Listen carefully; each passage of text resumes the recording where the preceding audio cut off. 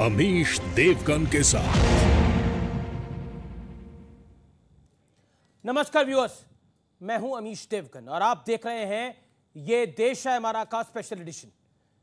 आज का शो बेहद खास है और मुद्दा भी बहुत महत्वपूर्ण है क्योंकि यह मुद्दा हमारे सुनहरे इतिहास से जुड़ा है। आज का मुद्दा हमारे देश के उन योद्धाओं से जुड़ा है जिनके साथ घोर अन्याय हुआ। आज का मुद्दा उन लोगों से भी जुड़ा है जिन्होंने लूट के इरादे से भारत की सरजमी पर कदम रखा, लेकिन आज तक उनका महिमा मंडन किसी मसीहा की तरह इस देश में होता है। छोटे छोटे बच्चों को इतिहास की किताबों में मुगलों को हीरो की तरह पढ़ाया जाता है, जबकि हमारे अपने हीरो एक या दो पन्नों में सिमट जाते हैं। बॉलीवुड में भी गलत इतिहास वाली फिल्मों की भरमार है। सावरकर जैसे सच्चे देशभक्त जिनका लोहा राष्ट्रपिता महात्मा गांधी से लेकर इंदिरा गांधी तक ने माना, उन पर देशद्रोही और कायर होने का ठप्पा लगा दिया जाता है। संघ प्रमुख मोहन भागवत ने इसे गहरी साजिश करार दिया। मोहन भागवत ने कहा कि यह एक सुनियोजित तरीके से भारत के इतिहास और परंपराओं को नुकसान पहुंचाने की बड़ी कोशिश है और हिंदुओं को बांटने की साजिश हो रही है। लेकिन क्यों, सवाल यह खड़ा होता है, क्या वोट बैंक के लिए देश की संस्कृति के साथ खिलवाड़ जायज है? आज ये देश है हमारा में इस मुद्दे पर होगी सार्थक चर्चा।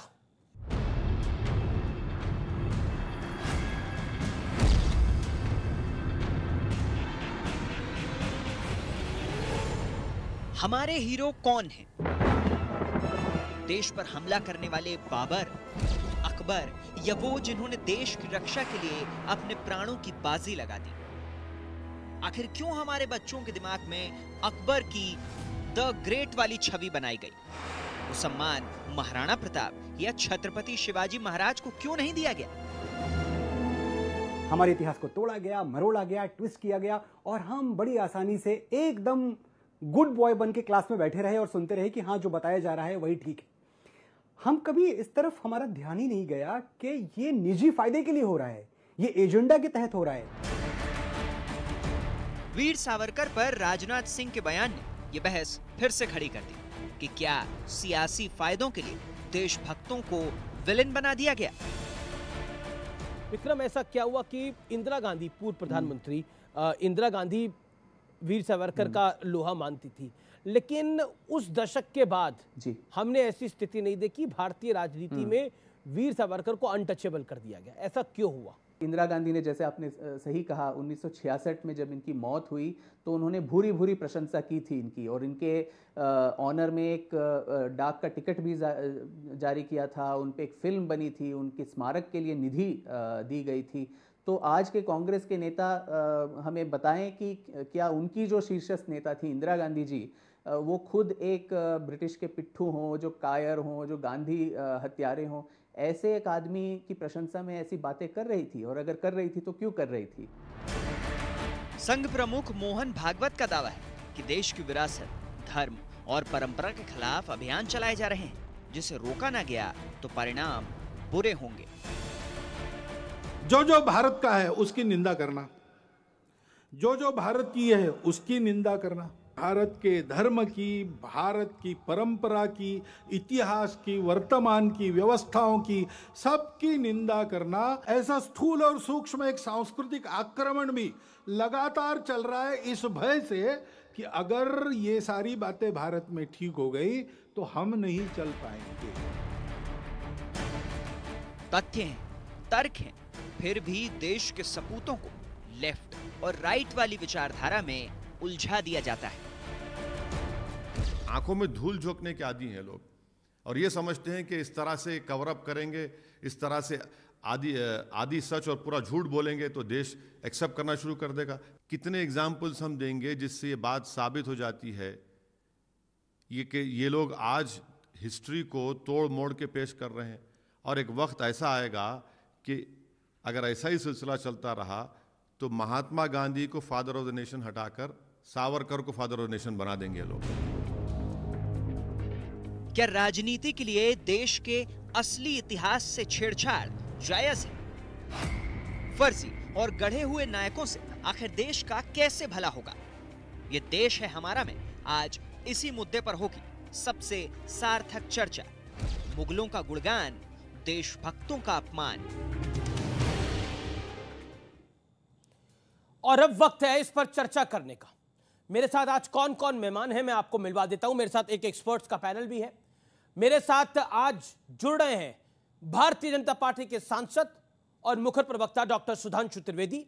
मेरे साथ आज की चर्चा में जुड़ रहे हैं उदय माहुरकर, जाने माने लेखक, जिन्होंने हाल ही में वीर सावरकर पर एक किताब लिखी है जिसके बारे में काफी सारे सवाल खड़े करे जा रहे हैं।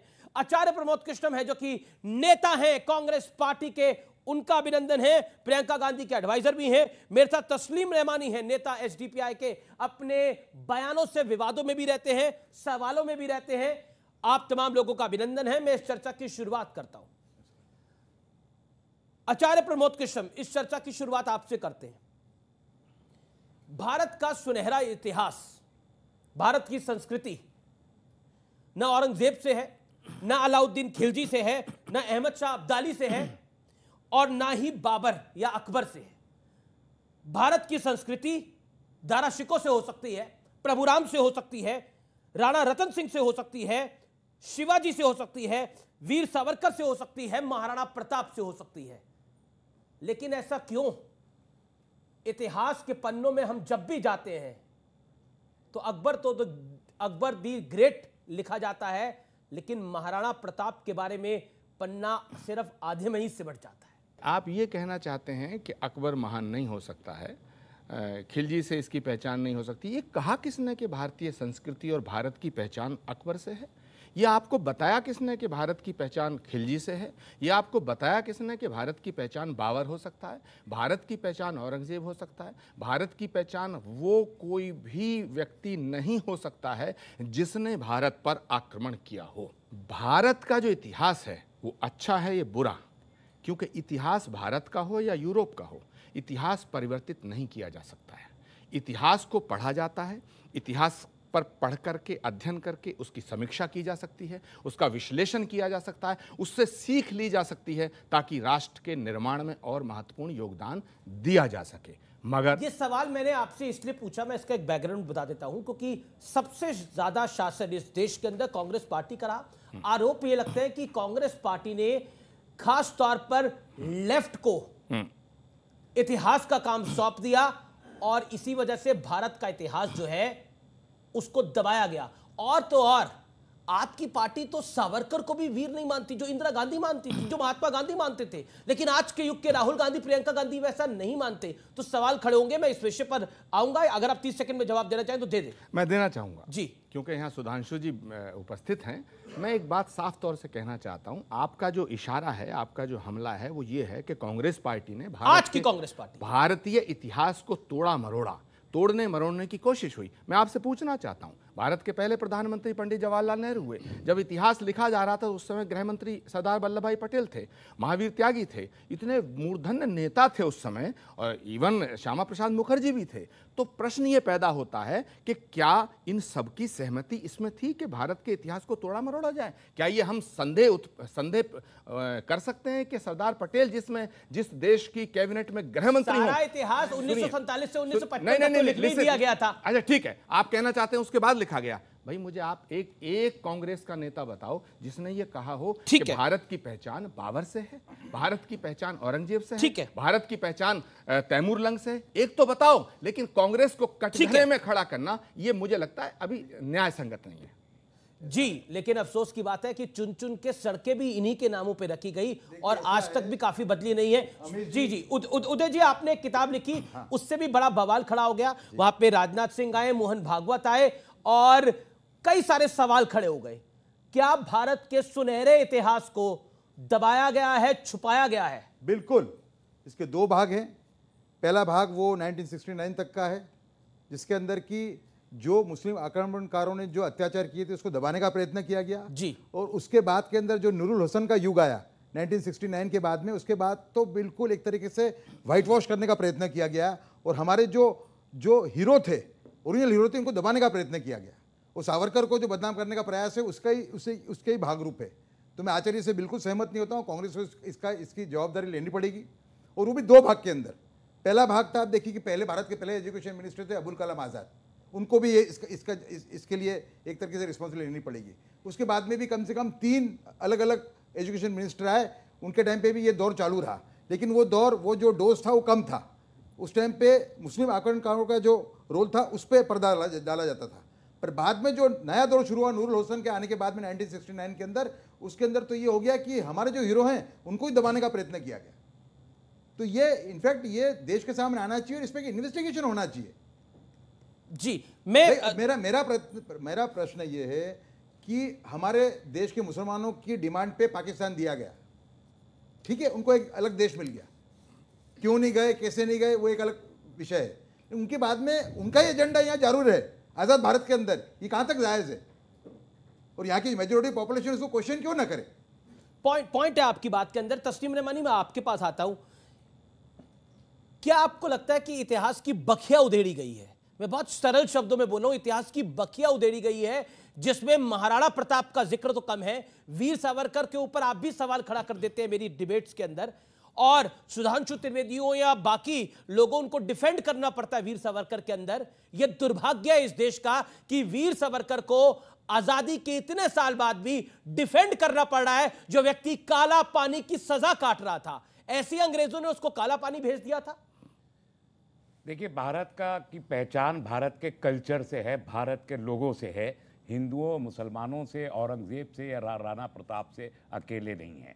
पूरा एक कॉस्मोपॉलिटन कल्चर से भारत की पहचान सारी दुनिया में आज भी है। आप चाहे जिसे जितना इसे नामों से पुकारे, नामों से नहीं है, लोगों से है, तहजीब से है, सकाफत से है भारत की जो पहचान बनी है। जहाँ तक सावरकर जी का ताल्लुक कर रहे हैं, यही आरएसएस, यही हिंदू महासभा कभी बंद तो नहीं हुए इस देश में, ये हमेशा से मौजूद है और आज भी मौजूद है। 70 साल 80 साल आज़ादी के बाद आखिर क्यों याद आ रहे हैं सावरकर? जब देश एक दोराहे पे खड़ा है, जब इकोनॉमिक प्रॉब्लम देश के साथ में है, जब कल्चरल प्रॉब्लम, जब टेंशन हैं, जब किसान सड़कों पे बैठे हैं, जब बेरोजगारी बढ़ रही है, जब महंगाई आसमान पे चढ़ी, तब हम सावरकर पर डिबेट कर रहे हैं। इस देश में क्या जरूरत पड़ी आखिर देश को अपने मुद्दे? आज हम 2021 सावरकर अपने नहीं है, चाहते, सावरकर अपने नहीं है, क्यों जीना नहीं चाहते?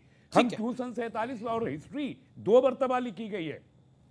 हमारे बहुत ही सम्मानित हिस्टोरियन है आप, एक आज़ादी के बाद की आपने कोट की, चाहे वो अबुल कलाम आज़ाद साहब को भी आप कटहरे में खड़ा कर रहे हैं, नूरुल हसन साहब को भी कर दीजिए, मुझे इशू नहीं है, मेरी कोई दिलचस्पी नहीं है इन हजरात से। लेकिन आज़ादी से पहले अंग्रेज़ों ने भी एक तारीख लिखी है, वो तारीख भी गजट्स में मौजूद है, आपने भी वो पढ़ी होगी। उसमें भी सावरकर का जो रोल है या सावरकर वादियों का सारा, आज अभिनव भारत सावरकर का बनाया हुआ अभिनव भारत है, कैसे महिमा मंडित कर सकते हैं हम उस ऑर्गेनाइजेशन को जो बॉम्ब ब्लास्ट में आज इन्वॉल्व है, जिसमें आर्मी का एक आदमी इन्वॉल्व हुआ है, आर्मी से आरडीएक्स चुरा के बॉम्ब ब्लास्ट कर रहा है। उसी अभिनव भारत का जो सावरकर ने बनाई थी, क्यों आखिर सावरकर ने, अगर मैं ये मान लूं थोड़ी देर के लिए, आपके लिए औरंगजेब महान है, सावरकर पर सवाल। मैंने किसी की महानता की बात नहीं की, औरंगजेब को महान बताया गया है, आदमी की बात कर रहा हूं, बाबर को महान बताया गया। जिस आदमी ने 9 मरतबा दया याचिका की, 9 मरतबा दया याचिका की, मैं रीजन पूछना चाहता हूं, 60 रुपए महीना की तनख्वाह अंग्रेजों से लेने का कारण क्या था, ये बताया जाए। अलाउंस था, मेंटेनेंस अलाउंस था, तनख्वाह नहीं थी। मैं मान लेता हूं, अलाउंस नहीं लिया, अपना घर का मेंटेनेंस करना पड़ता था, जो अंग्रेज दे रहे थे, उनका रेंट, घर का रेंट, खाना पीना सब उसमें आता था, भारतवासियों को फांसियां दे रहे थे, सभी को मिलता था, अंग्रेज भारतवासियों को फांसियां दे रहे थे वो रत्नागिरी के अंदर। जी, मैं आपको मौका दूंगा आगे भी। सुधांशु त्रिवेदी, देखिए, वैसे तो मैं एक दो तथ्य रखना चाहता हूं। जैसे तस्लीम रहमानी साहब ने कहा अंग्रेज किसको क्या दे रहे थे, हमने बचपन में पढ़ा कि मोहम्मद अली जिन्ना बहुत बड़े वकील थे और उस जमाने में शायद उनकी आमदनी 4000 रुपए पर डे से ज़्यादा थी, जो आज भी बहुत बड़ी चीज़ है। और मोतीलाल नेहरू उससे भी बड़े वकील थे। मैं पूछना चाहता हूँ, ये उस जमाने में हजारों रुपए पर डे की आमदनी के लिए पेमेंट कौन करता था? किसी हिंदुस्तानी का मुकदमा लड़ रहे थे क्या? भारत तो बहुत गरीब था, हम तो अकाल और भुखमरी से झेल रहे थे, पेमेंट कौन कर रहा था? अंग्रेजों के मुकदमे लड़ रहे थे ना, इसीलिए तो। और मैं यह भी बताना चाहता हूं, जिसमें अशफाक उल्ला खां, राम प्रसाद बिस्मिल, चंद्रशेखर आजाद, काकोरी कांड, जो लखनऊ के पास ब्रिटिश सरकार का खजाना क्रांतिकारियों ने लूट लिया था, ब्रिटिश सरकार का वकील कौन था? JN मुल्ला, जगत नारायण मुल्ला, कांग्रेस के नेता खड़े थे ब्रिटिश सरकार की तरफ से कि इनको फीस कौन दे रहा था उनको? सरकारी वकील थे ना, तो सरकार से ही तो फीस ले रहे होंगे। अब मैं एक दो फैक्चुअल बात कहता हूं, वो तो विषय अभी सावरकर जी का माहुरकर जी बताएंगे। मैं एक बात कोट करता हूं, बहुत बड़े एक साहित्यकार हुए वीएस नायपॉल, जिनको 2003 में नोबेल पुरस्कार मिला है अपनी किताब एमंग द बिलीवर्स के लिए। उन्होंने बहुत पहले एक किताब लिखी, इंडिया द वुंडेड सिविलाइजेशन। उन्होंने कहा भारत दुनिया का एक विचित्र देश है, एकमात्र देश है जहां राष्ट्रवाद को बढ़ाने वाला नहीं, राष्ट्रवाद को कमजोर करने वाला इतिहास पढ़ाया जाता है। नंबर 2, उन्होंने कहा ये एकमात्र देश है जो अपने लिखे इतिहास को एथेंटिक नहीं मानता, दूसरों के लिखे इतिहास को एथेंटिक मानता। उन्होंने कहा ब्रिटेन में जाइए, कोई ब्रिटिश, फ्रेंच या जर्मन के लिखे इतिहास को नहीं मानता, कोई जर्मन, इटालियन या स्पेनिश के लिखे इतिहास को नहीं मानता। कहा उससे भी बड़ा आश्चर्य यह है कि ये विदेशियों के लिखे इतिहास को ही प्रामाणिक नहीं मानता है, जिन्होंने इस पे हुकूमत की, जो इसके दुश्मन थे, उन दुश्मनों के लिखे हुए इतिहास को प्रामाणिक मानता है। कहता है इससे बड़ा दुर्भाग्य किसी देश का नहीं हो सकता। अब मैं बताता हूं उसमें हुआ क्या, एक और उदाहरण बता रहा हूं। सारे दर्शकों से एक सवाल ये है, क्या सिलेक्टिवली हाँ, मैं सिलेक्टिवली भारतीय हीरो को दबाया गया? हाँ, मैं उसके 2 उदाहरण फैक्ट बता रहा हूं। मैं दर्शकों से कह रहा हूं, जाइए चेक करिए। एक केजीबी के जासूस था जिसका नाम था यूरी बेजनेव, जो भारत में पत्रकार बनकर 70 के दशक में रहता था। उसके संस्मरण पढ़िए। उसने लिखा, हमें एजेंडा दिया गया था कि भारत की संस्कृति को कैसे तबाह करना है और उसके लिए हम क्या क्या कर रहे थे। जो बात इन्होंने कहा कि नूरुल हसन साहब बने तो उसके बाद क्या हुआ वो छोड़िए। अब मैं एक उदाहरण बताता हूं। महमूद गजनी ने सोमनाथ का मंदिर तोड़ा। जवाहरलाल नेहरू ने डिस्कवरी ऑफ इंडिया में पेज नंबर 235 पे यह लिखा कि वो तो एक योद्धा था, उसका धर्म से कोई लेना देना नहीं था, उसने जो लूटपाट की है वो अपने किंगडम को इनरिच करने के लिए की है। जबकि हकीकत यह है कि खुद महमूद गजनवी के साथ आए हुए उसके राइटर उतबी उसने अपनी किताब तारीकुल यामनी में लिखा है कि जब उसने मंदिर पे कब्जा कर लिया और उसके पास राजा और पुजारी पहुंचे कि ये शिवलिंग मत तोड़िए, इसके लिए हम 1 करोड़ स्वर्ण मुद्राएं देने को तैयार हैं, और उसके सलाहकार गए तो जानते क्या जवाब दिया महमूद गजनी ने?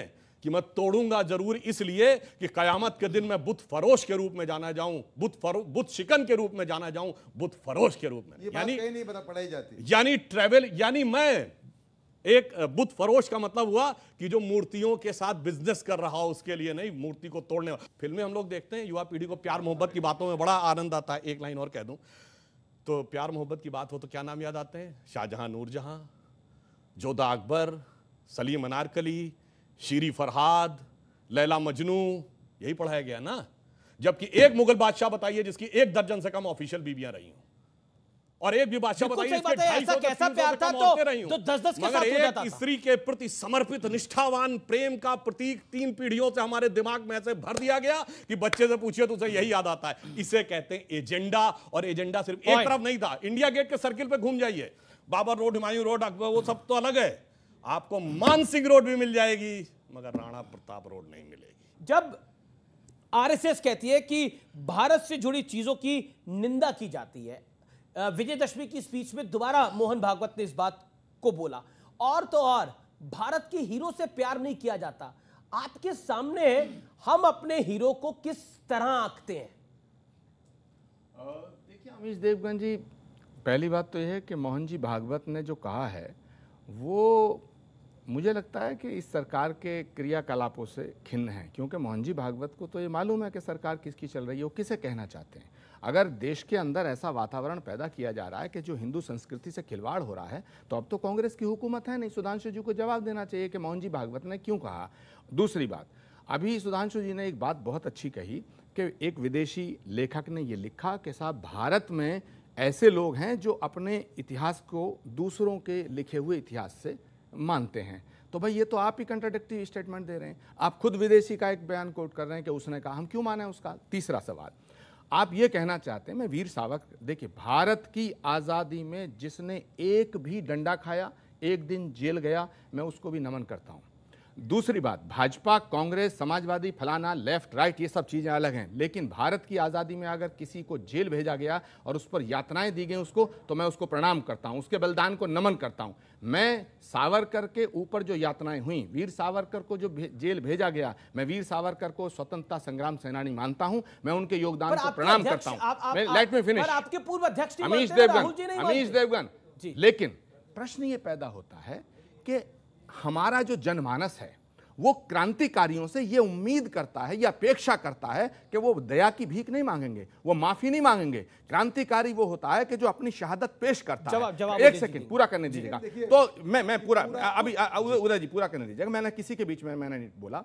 अब मुझे देखिए, इतिहास को परिवर्तित नहीं किया जा सकता। मैं कह रहा हूं कि वीर सावरकर जी एक क्रांतिकारी थे, लेकिन जब ये सच है तो ये भी सच है कि उन्होंने अपनी दया याचिका दाखिल की थी। तो हम एक सच को तो स्वीकार कर रहे हैं और एक सच को स्वीकार नहीं कर रहे हैं, ये हमारी संकीर्णता है। हमें विराट होना चाहिए, हमें विराट होना चाहिए।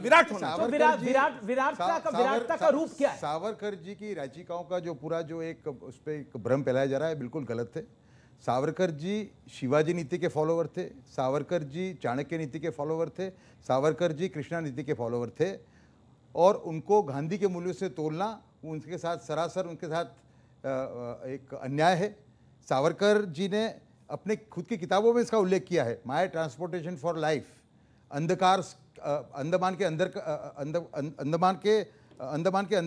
अंधेरे से, ये दो सी किताब उनकी हैं, और दोनों किताबों में उन्होंने अपनी याचिकाओं का उल्लेख किया और उन्होंने कहा है कि मैं वहाँ पे कैदियों को समझाता था कि यहाँ सड़कें क्या करोगे, हमें बाहर निकल के, कोई भी युक्ति से बाहर निकल के हमें हमारी जो स्ट्रगल है उसको फिर से स्टार्ट करना है।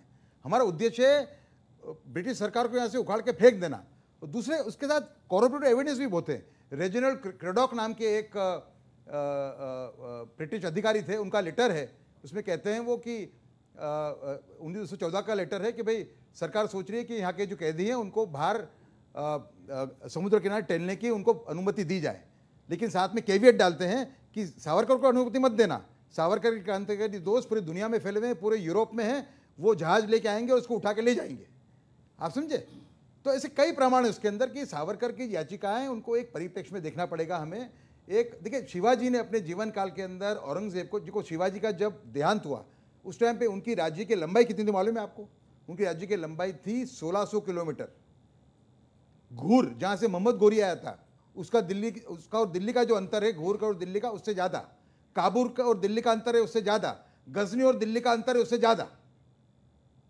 तो ऐसे शिवाजी ने कम से कम 5 एपोलॉजी लेटर औरंगजेब को लिखे थे।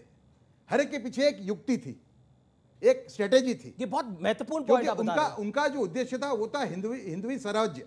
अमीश जी, इसका मतलब ये पूरा जो है, जी, मैं मानता हूं कि सावरकर को बदनाम करने का प्रयास ये दुनिया की सबसे बड़ी कॉन्स्पिरेसी अभी तक की। अमीश देवगन, अच्छा आचार्य जी, सावरकर को इसलिए बदनाम किया गया खासतौर पर 2000 के बाद क्योंकि अल्पसंख्यक वोटों की भूख बड़ी कांग्रेस पार्टी नहीं, गलत, बिल्कुल यही कारण लगता है। Absolutely wrong. जो कांग्रेस गांधी की क़यादत में आगे बढ़ी, जो कांग्रेस भगत सिंह, सुभाष चंद्र बोस, चंद्रशेखर आजाद और तमा पंडित नेहरू, इन सब ने अपने बलिदान, अब कुर्बानियां दी, अशफाकुल्लाह खां। अभी सुधांशु जी कह रहे थे, मैं एक बात कहना चाहता हूं। आप जब सावरकर जी को, मैं कह रहा हूं ना कि सावरकर जी का जो योगदान था देश की आज़ादी में, उसे हम स्वीकार करते हैं।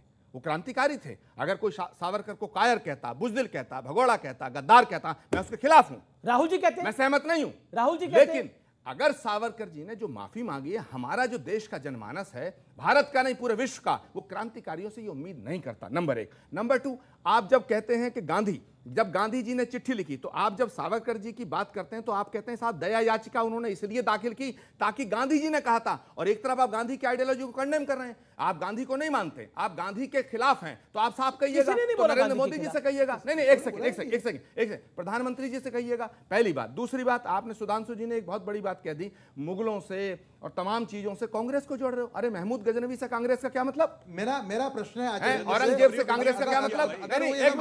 औरंगजेब से कांग्रेस का क्या मतलब? आपने कहा, अगर आचार्य जी मानते हैं कि महान क्रांतिकारी थे सावरकर, तो राहुल गांधी जवाब क्यों उनको बदनाम कर रहे हैं?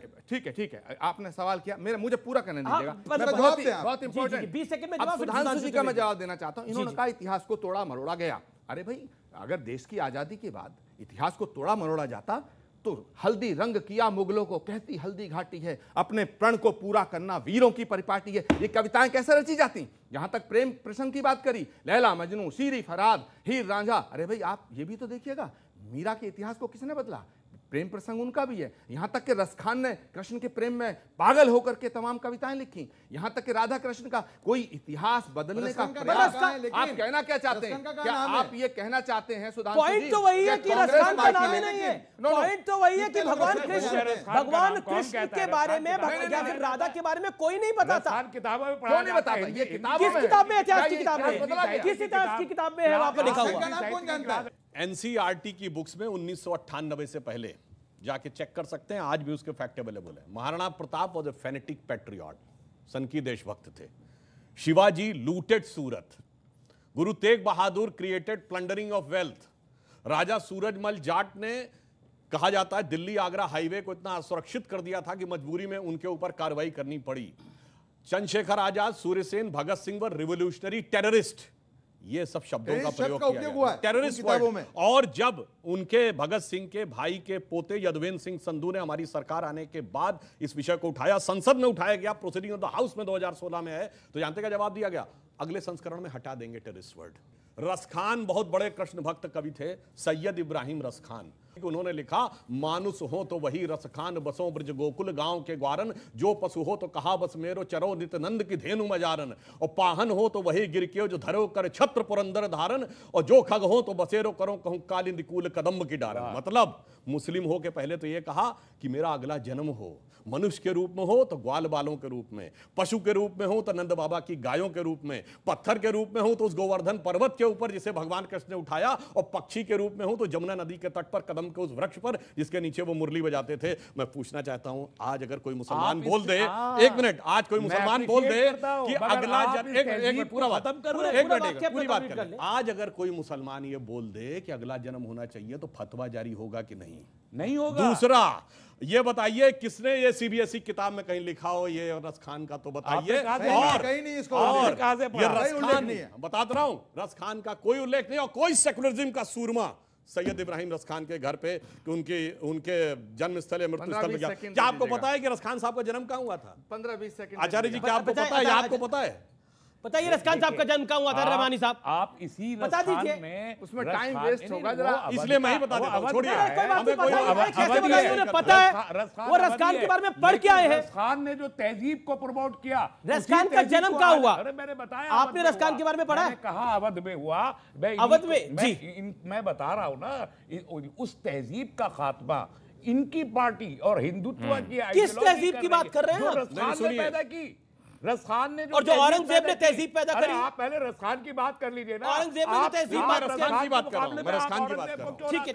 यही साजिश का पहलू है कि जब हम रसखान चेक करिएगा, रसखान का जन्म काबुल में हुआ था, जहां आज वो नजारा दिखाई पड़ा कि लटक के लोग जा रहे थे। ठीक है, दूसरी बात सुनिए, ये तो अवध में बता रहे थे। सुनिए, दूसरी बात सुनिए, रसखान की, एक मिनट, रसखान की गहरी दृष्टि, एक मिनट, रसखान की दृष्टि कहां तक थी? देखिए, दुनिया में जितने भी मजहब हैं वहां भगवान की खोज या तो किसी इमारत यानी धर्मस्थल पे रुक गई, या किसी किताब पे रुक गई, या किसी मैसेंजर पे रुक गई। पर हमारे यहां तो साक्षात ब्रह्म है, और वो हमारे अंदर। जानते हैं रसखान ने क्या लिखा है कृष्ण भगवान के लिए, बाल कृष्ण के लिए? जा ही अनादि अनंत अखंड अछेद अभेद सुवेद बतावें, और ताही अहीर की छोहरियां छचिया बर छाछ पे नाच नचावें। ये लिखने वाला रसखान। मगर रसखान के घर पर छोड़िए, अब्दुल रहीम खान खाना, आलम शेख कृष्ण भक्त कवि, क्या क्या उन्होंने अब्दुल रहीम खान खाना ने संस्कृत में लिखा। अकबर के मगर सुनिए, अरे सुनिए, दारा शिको, सुनिए, दारा शिको जो औरंगजेब का बड़ा भाई था, जिसने किताब लिखी मंजूमन बहरीन, यानी दो समुद्रों का मिलन। मगर दारा शिको की जयंती मनाते मैंने किसी सेकुलरिज्म के सूरमा को नहीं देखा। औरंगजेब, इन्होंने कहा कांग्रेस से क्या मतलब? जब हमने औरंगजेब की रोड का नाम बदल के अबुल कलाम पे रखा तो वहां छाती पीटने कांग्रेस का विधायक गया था। यह औरंगजेब का कांग्रेस से कनेक्शन है। एक अंतराल के लिए रुकेंगे, आप देखते रहिए, ये देश है हमारा। क्या आप ये कहना चाहते हैं कि सावरकर जी ने दया की चिट्ठी नहीं लिखी? मेरी बात लिखी या नहीं लिखी? मेरा मुद्दा वो है, उदय जी बताइए, लिखी या नहीं लिखी? सावरकर को आप गांधी के मुद्दे से नहीं तोड़ सकते। सवाल नहीं है, मैं सावरकर के योगदान को स्वीकार कर रहा हूं। बात, आप उस इतिहास को स्वीकार करना क्यों नहीं चाहते? सावरकर के योगदान सावरकर की डिमांड बढ़ गई है। नहीं, ये सब वाहियात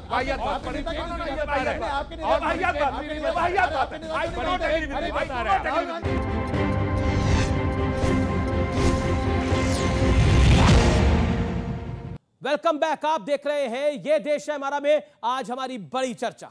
कितने हमारे हिस्टोरियन हैं, भगत सिंह हो गए, चंद्रशेखर आज़ाद हो गए, अशफाकुल्ला खान साहब हो गए, ठाकुर रोशन सिंह हो गए, कितने लोगों ने मर्सी पिटीशन लिखे। जब हम भगत सिंह का मुकाबला सावरकर साहब से करते हैं तो उनके पक्ष में सबसे ज़्यादा अगर पल्ला मैं देखता हूं तो भगत सिंह का भारी निकलता है। इस बारे में आपका क्या कटाक्ष है? और जब आप गांधी जी की बात करते हैं, मेरा दूसरा सवाल मेरा दूसरा सवाल जो है आचार्य प्रमोद कृष्ण जी से है, क्या सावरकर के बहाने अब गांधी जी के ऊपर भी हमला होने वाला है? क्योंकि सरदार पटेल तो ये ले उठे, उसके बाद नेहरू को ये ले उठे, अब गांधी जी के ऊपर भी ये आ गए। ये गांधी जी को भी बता दें कि आरएसएस वादी हैं। पहले उदय भाई जवाब दे दें। उदय जी, ऐसा है कि ये जो प्रयास है भगत सिंह को पिट करने का सावरकर के सामने, ये भी एक कॉन्स्पिरेसी का ही भाग है। अच्छा, आपने सवाल पूछ लिया। भगत सिंह के पास भी ऑप्शन था माफीनामा लिखने का, लेकिन भगत सिंह ने नहीं लिखा। तो फिर भगत सिंह राजदेव और राजगुरु सुखदेव सावरकर को मिलने क्यों गए थे? मेरा कहना यह है कि जब मुगल इंडिया पे आए थे तो वो उन्होंने आक्रमण किया था इंडिया पे, और इंडिया के जितने भी राजा थे उनको उन्होंने लूटा। सुनिए, उन्होंने उनका साथ नहीं दिया। दूसरा, यहाँ पे उन्होंने इस्लाम को भी लोगों को कन्वर्ट किया।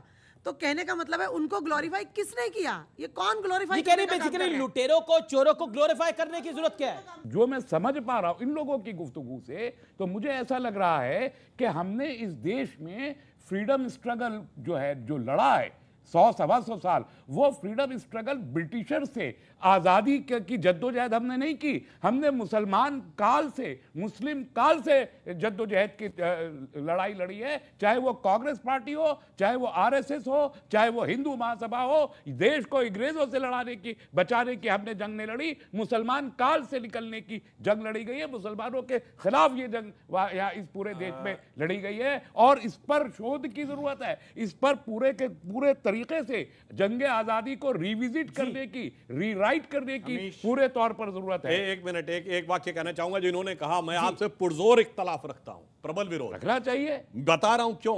ये बताइए, ब्रिटिश रूल क्या क्रिश्चियन काल था? अगर ब्रिटिश रूल क्रिश्चियन काल नहीं है तो मुगल रूल मुस्लिम काल कैसे हो गया?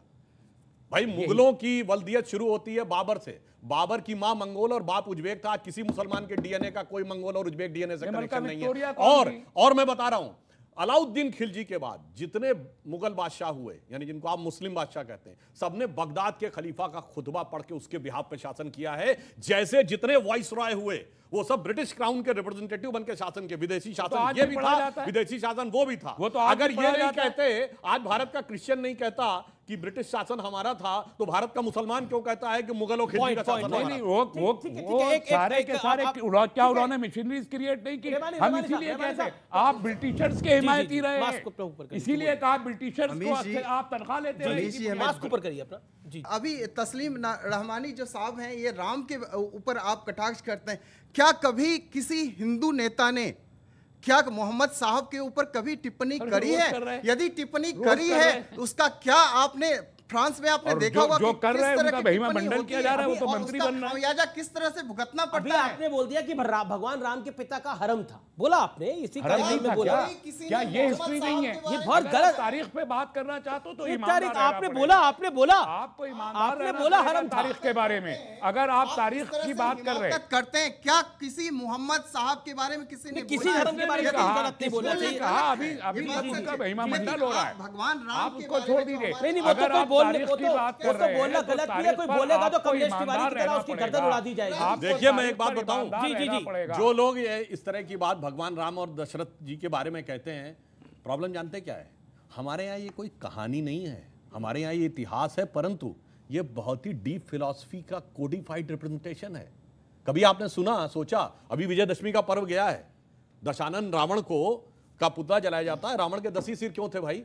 15 या 20 क्यों नहीं? और 10 सिर थे तो उसका नाम दशानन क्यों, 10 मुख वाला क्यों नहीं? 10 शीश, 10 ग्रीव, 10 कंधर, 10 कुछ भी कह सकते थे। और रावण का एक सर कटता था, दूसरा क्यों उगाता था? यह कहानी नहीं है।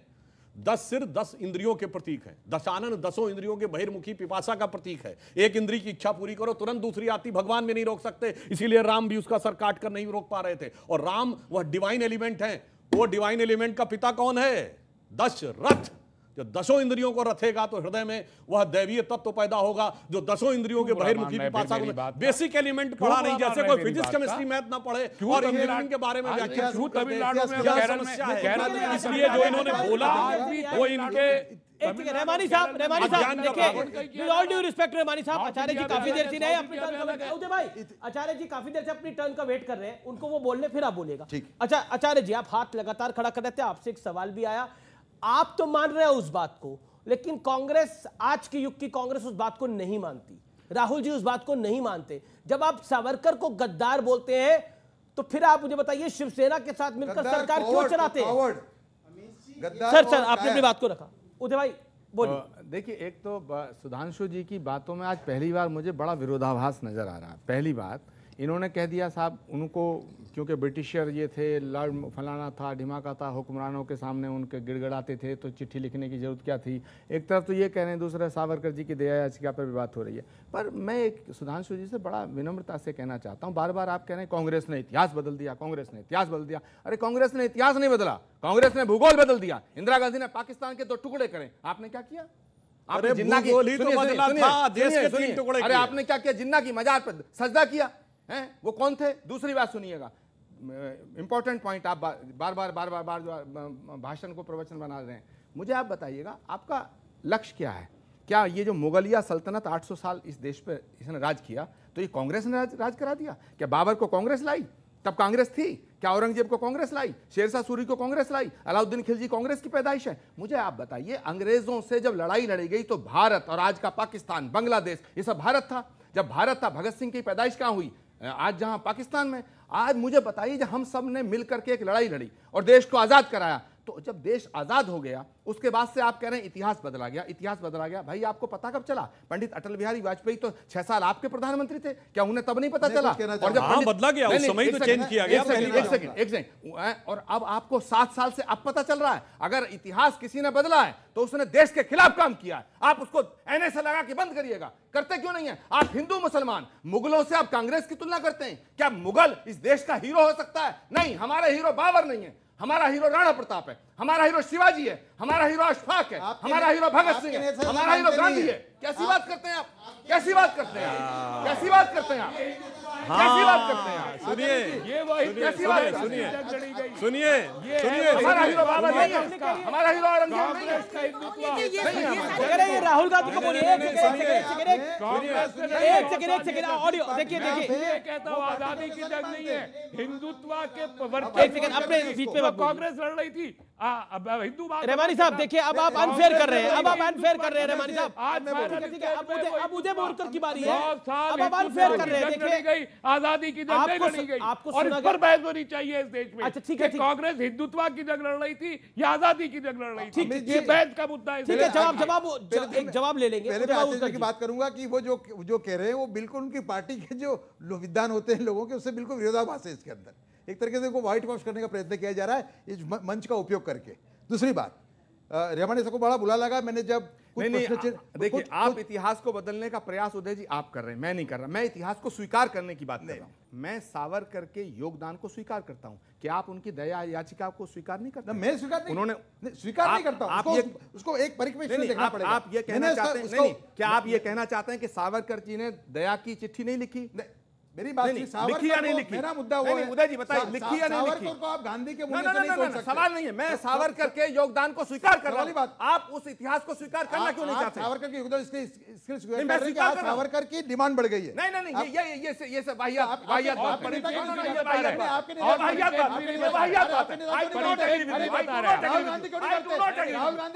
करते? राहुल गांधी क्यों नहीं करते? राहुल गांधी क्यों नहीं करते? राहुल गांधी क्यों नहीं करते? आप खुद और एक्सेप्ट नहीं कर रहे। अच्छा देखिए, मर्यादित आचरण प्रचार के लिए मैंने ये कहा है, ये था सावरकर के देखिए ऐसे एक करके मैंने ये पूछा आपसे, विनम्रता से पूछा। अच्छा कर रहे हैं जिस पार्टी में आपके नेता कर रहे हैं, आइए आप जी जो पार्टी में आप हैं, आपके नेता कर रहे हैं, इसको स्वीकार कर रहे हैं। ठीक है, आप इसका मंच का उपयोग करके आप पार्टी को व्हाइट वॉश करने का प्रयत्न कर रहे हैं। हमारी पार्टी के अंदर लोकतंत्र है, जिसकी जैसी मर्जी वो बोल सकता है। वाह, ऐसा कमाल का लोकतंत्र। नहीं, सुधांशु जी जो ये बोल रहे हैं, मैं जानना चाहता हूं, उन्होंने कहा बाबर हमारा हीरो नहीं है, तो बाबरी मस्जिद हम दोबारा बनवाएंगे, ये तो नरसिम्हा राव ने कहा प्रधानमंत्री, आप बड़े कि वो बड़े। अब सुनिए, बाबरी मस्जिद, आप अपनी शहीद भी तो अरे सुनिए नरसिम्हा राव ने करवाई थी। पता नहीं बाबर का नाम आते या परेशान हो जाते हैं। बाबरी मस्जिद पे परेशान, बाबरी मस्जिद हम दोबारा बनवाएंगे, आइंदा नस्लें भी होगी। क्या होंगी नस्लें, क्या होंगी? आइंदा नस्लें भी परेशान होंगी। बाबरी मस्जिद को शहीद इन लोगों ने किया और राम से इन्होंने किया, उन्होंने भगवान राम का भारत से जुड़ा है, भगवान राम का भारत से जुड़ा है या बाबर का भारत से जुड़ा है? धन्यवाद। सुधांशु जी कहते हैं कि कांग्रेस बाबरी है और तस्लीम रहमानी कहते हैं बाबरी मस्जिद कांग्रेस ने तुड़वाई। वाह क्या बात है। ठीक है, ठीक क्या ये नहीं, फैक्ट सुनिए, है? अच्छा, ठीक है। और बाबरी मस्जिद दोबारा बनवाऊंगा, ये मुलायम सिंह यादव ने बोला 1993 में, जब सपा बसपा कांग्रेस आई, सारे मौसेरे भाई मिलकर सरकार सारी चला रहे। पॉलिटिकल पार्टीज ने बोला। अब इतना ही नहीं, सुनिए, बाबरी मस्जिद एक्शन कमेटी का वकील कौन था? कपिल सिब्बल। अब बाबर से कोई मतलब नहीं है, इतनी जनता बेवकूफ नहीं है मान्यवर, ये अच्छी तरह। दूसरी बात, इन्होंने बड़ी अच्छी बात कही, स्वतंत्रता संग्राम सबने लड़ा, वीर सावरकर को काला पानी हुई थी। मैं आचार्य जी से ही नहीं, तस्लीम रहमानी जी से नहीं, आप सबसे कहता हूं, एक कांग्रेस का नेता बताइए इसको काला पानी हुआ हो। एक कांग्रेस का नेता बताइए जो ब्रिटिश सरकार में फांसी चढ़ाया गया हो। एक कांग्रेस का नेता बताइए, अध्यक्ष स्तर का बड़ा नेता, कांग्रेस के कार्यकर्ता तो जो पुलिस की गोली से मारा गया हो। लाला लाजपत राय को छोड़कर एक कांग्रेस का नेता बताइए जिसको डंडों से भी मारा गया हो और उसकी जान चली गई हो। और जो लड़े नहीं, जो फांसी नहीं चढ़े, जो काला पानी नहीं गए, वही स्वतंत्रता के सबसे बड़े सरमाएदार हो गए हैं। इसे कहावत ये कहते हैं कि नौरंगे सियासते दौरा, तो देखिए कि मंजिल मिली उन्हीं को जो शरीके सफर न थे।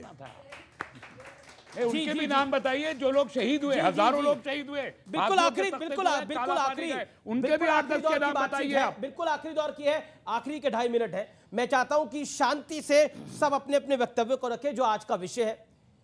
जब हम बात करते हैं, जब हम सवाल पूछते हैं इस चर्चा के अंदर, मैं व्यूअर्स से भी बात कर रहा हूं, सोशल मीडिया के हैंडल से, चाहे वो कू ऐप हो, चाहे वो ट्विटर हो, चाहे वो इंस्टाग्राम हो, चाहे वो फेसबुक हो, इस पर अपनी राय जरूर रखिए कि हम मुगलों का तो गुणगान कर रहे हैं लेकिन राष्ट्रभक्तों का अपमान कर रहे हैं। जब हम विषय को लेकर आते हैं तब सबसे पहले आपके दिमाग में क्या आता है? मैं उदय भाई आपसे शुरू करता हूं इस आखिरी दौर की चर्चा।